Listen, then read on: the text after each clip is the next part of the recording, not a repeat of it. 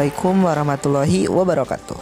Perkenalkan, saya Ahmad dari 10 Farmasi. Nah, teman-teman SMK Mutiara Terpadu Palabuhan Ratu, saya di sini akan menjelaskan tentang ibadah-ibadah di bulan Dzulhijjah. Sebelum ke penjelasannya, mari kita berdoa supaya kita selalu di dalam lindungan Allah Subhanahu wa taala. Berdoa mulai. Selesai. Kita langsung saja ke materi yang pertama. Amalan-amalan yang bisa dilakukan di bulan Dzulhijjah.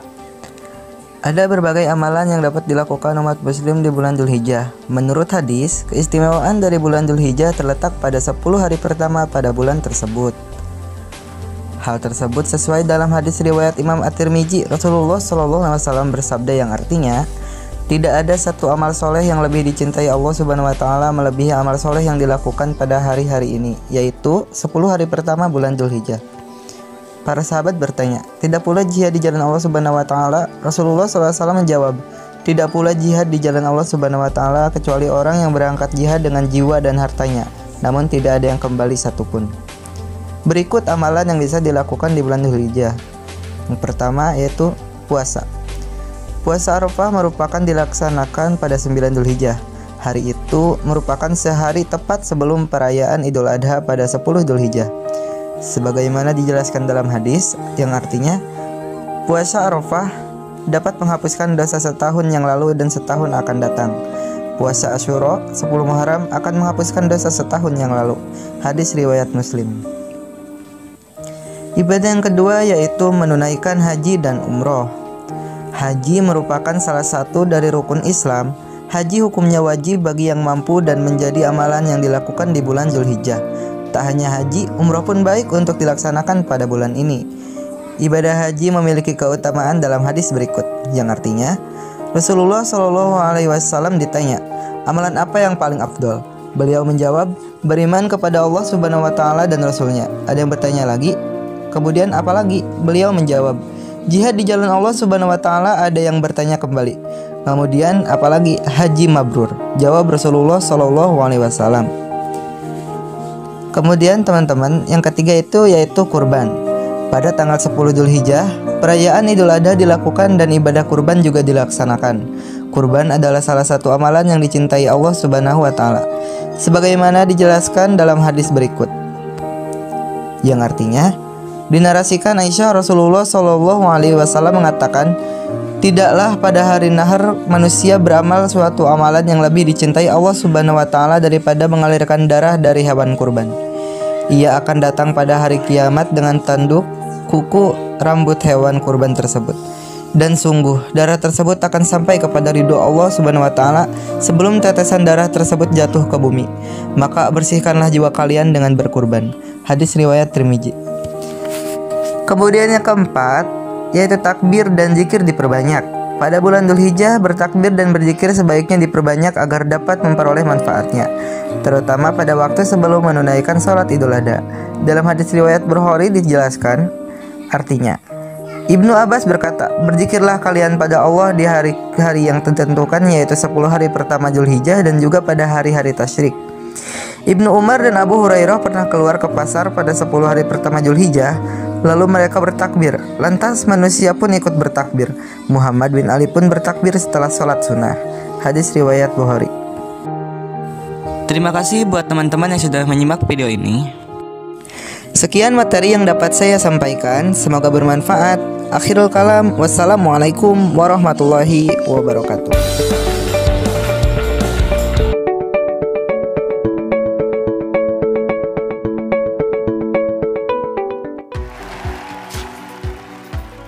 Perkenalkan, nama saya Ikman Atmawijaya dari kelas 11 AP3.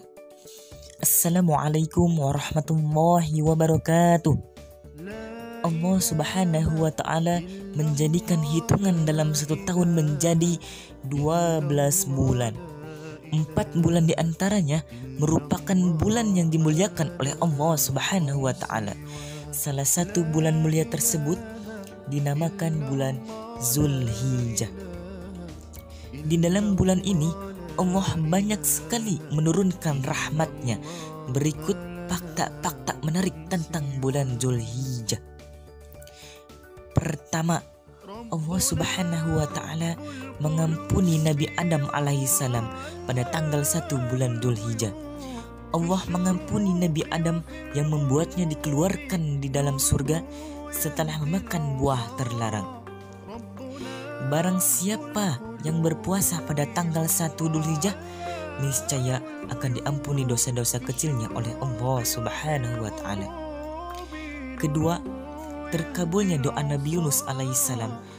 Setelah bertahun-tahun ada dalam perut ikan, akhirnya pada tanggal 2 Dzulhijjah doa Nabi Yunus alaihissalam dikabulkan dan dikeluarkan dari dalam perut ikan. Barang siapa yang berpuasa pada tanggal 2 Dzulhijjah, pahalanya sebanding dengan puasa selama 1 tahun tanpa mendurhakai Allah Subhanahu wa Ta'ala. Yang ketiga, terkabulnya doa Nabi Zakaria alaihissalam. Setelah Nabiullah Zakaria alaihissalam berusia 120 tahun, akhirnya pada tanggal 3 Dzulhijjah doa beliau dikabulkan oleh Allah Subhanahu wa Ta'ala dan beliau dikaruniai seorang putra. Maka barang siapa yang berpuasa pada tanggal 3 bulan Dzulhijjah, semua keinginannya akan dikabulkan oleh Allah Subhanahu wa Ta'ala, semua keinginannya. Yang keempat, lahirnya Nabi Isa alaihi salam pada tanggal 4 Dzulhijjah. Sayyidah Maryam melahirkan Nabi Isa alaihi salam. Kelahirannya beliau sempat membuat gaduh kaumnya karena Nabi Isa dilahirkan tanpa seorang ayah. Barang siapa yang berpuasa pada tanggal 4 Dzulhijjah, maka Allah akan menghilangkan kesusahan hidup dan kefakirannya, dan kelak akan dikumpulkan bersama orang-orang beruntung. 5. Kelahiran Nabi Musa alaihissalam. Pada tanggal 5 Dzulhijjah, Nabi Allah Musa dilahirkan, dan saat itu semua bayi laki-laki yang baik dilahirkan akan dibunuh oleh Fir'aun. Namun bayi Nabi Allah Musa selamat diasuh oleh istri Fir'aun yang bernama Sayyidah Al-Ashirah. Barang siapa yang berpuasa pada tanggal 5 Dzulhijjah, niscaya akan dihindarkan dari sifat munafik dan siksa kubur. Yang keenam, kemenangan para anbiya dalam memperjuangkan hari kemenangan. Ke-6 bulan Dzulhijjah merupakan hari-hari kemenangan para nabi di dalam perjuangan untuk menegakkan ajaran tauhid. Pada hari ini juga Allah Subhanahu wa Ta'ala membuka pintu kebaikan kepada baginda Nabi Muhammad SAW. Barang siapa yang berpuasa pada tanggal 6 Dzulhijjah, Allah akan menurunkan rahmatnya dan terhindar dari berbagai macam siksaan yang Allah berikan. Yang ketujuh, tertutupnya pintu neraka pada tanggal 7 bulan Dzulhijjah. Pintu neraka ditutup dan dikunci oleh Allah Subhanahu wa Ta'ala. Pintu neraka baru akan dibuka setelah hari ke-10 bulan Dzulhijjah. Barang siapa yang berpuasa pada tanggal 7 Dzulhijjah, maka ia akan terhindar dari 30 pintu kesulitan dan dibukakan 30 pintu kemudahan oleh Allah Subhanahu wa Ta'ala. Yang kedelapan, hari merenung dan berpikir. Pada hari ini Allah memerintahkan Nabi Ibrahim alaihissalam untuk menyembelih putranya yang pertama kalinya. Nabi Ibrahim pun merenung dan berpikir, apakah perintah itu datang dari Allah atau merupakan bisikan iblis? Oleh karena itu, tanggal 8 Dzulhijjah disebut hari Tarwiyah atau hari merenung dalam berpikir.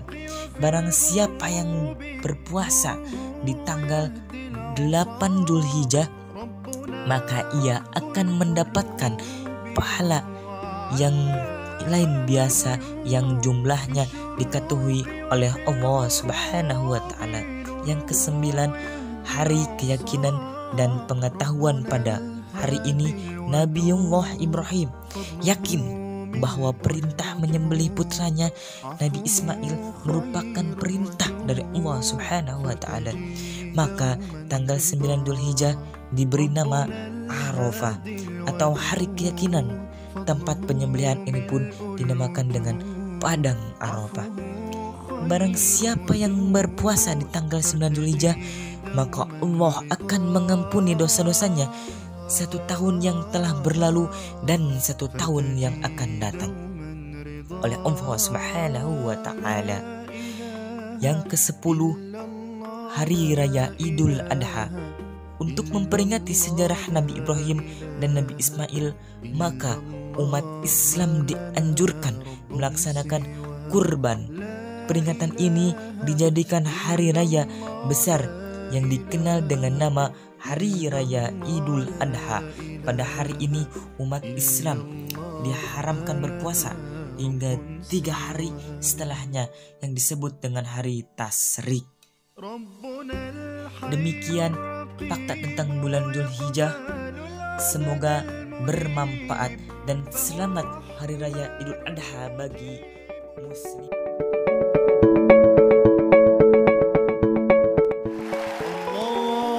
Allahu Akbar, Allahu Akbar, Allahumma salli ala Sayyidina Muhammad wa ala ali Sayyidina Muhammad.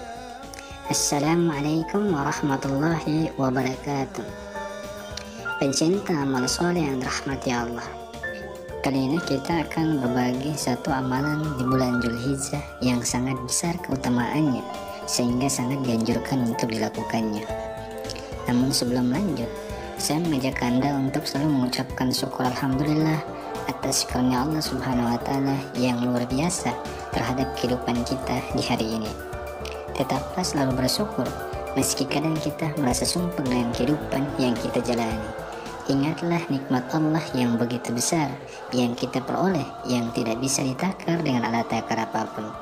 Perbanyaklah bersyukur karena Allah menjanjikan akan menambahkan nikmatnya kepada hamba yang bersyukur dan mengajab hamba yang ingkar.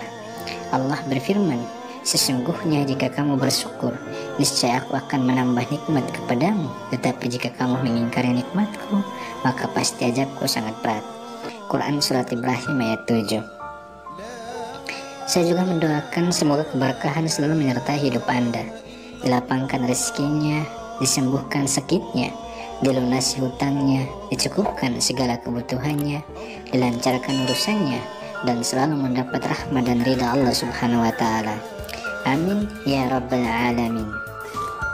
Pencinta amal soleh yang dirahmati Allah, ada satu amalan sunnah yang sangat dianjurkan dilakukan di bulan Dzulhijjah.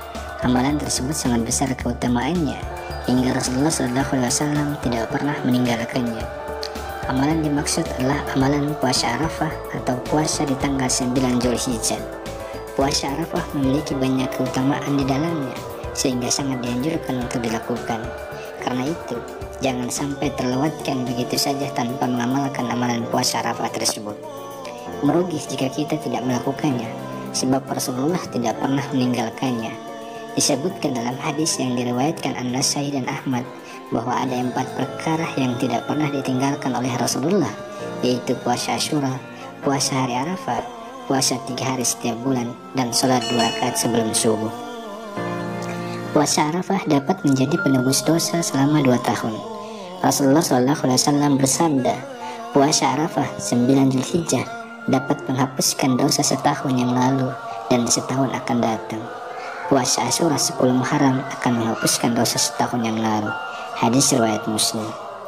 Imam Al-Ghazali dalam kitab Ihya Ulumuddin mengutip hadis riwayat Imam Bukhari dari Ibnu Abbas menyebutkan Rasulullah SAW bersabda, tidak ada hari yang amal soleh lebih dicintai oleh Allah daripada hari-hari yang 10